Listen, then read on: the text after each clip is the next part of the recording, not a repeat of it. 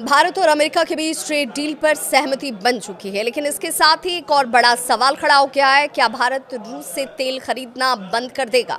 नमस्कार, मैं हूं आपके साथ विभा उपाध्याय और आप देख रहे हैं न्यूज़ 18 बिहार झारखंड का डिजिटल प्लेटफॉर्म।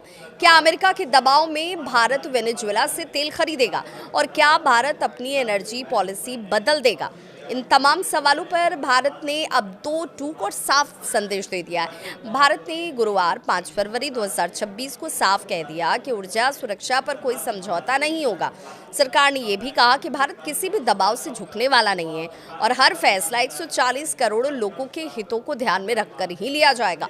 भारत ने यह भी साफ किया कि ऑयल इंपोर्ट को डाइवर्सिफाई किया जाएगा ताकि किसी एक देश पर निर्भरता ना हो। वेनेजुएला से तेल आयात को लेकर चल रही चर्चाओं पर विदेश मंत्रालय ने एक बड़ा और साफ संकेत दिया।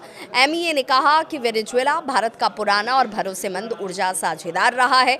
भारत किसी भी नए कच्चे तेल आपूर्ति विकल्प पर विचार के लिए खुला है। विदेश मंत्रालय के प्रवक्ता रणधीर जायसवाल ने यहां तक कहा कि ऊर्जा सुरक्षा के तहत व्यावसायिक पहलुओं को देखकर ही फैसला होता है और होगा भी। भारत साल 2019-20 तक वेनेजुएला से कच्चा तेल आयात करता था, लेकिन अमेरिकी प्रतिबंधों की वजह से ये सप्लाई उन्हें रोकनी पड़ी।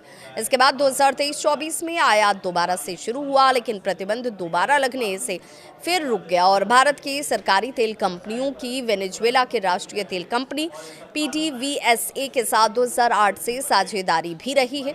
रूस से तेल आयात पर भी भारत ने अपना स्टैंड दोहराया। एमईए ने साफ कहा कि भारत की ऊर्जा खरीद पूरी तरह बाजार पर आधारित है। सस्ती और भरोसेमंद सप्लाई ही प्राथमिकता है।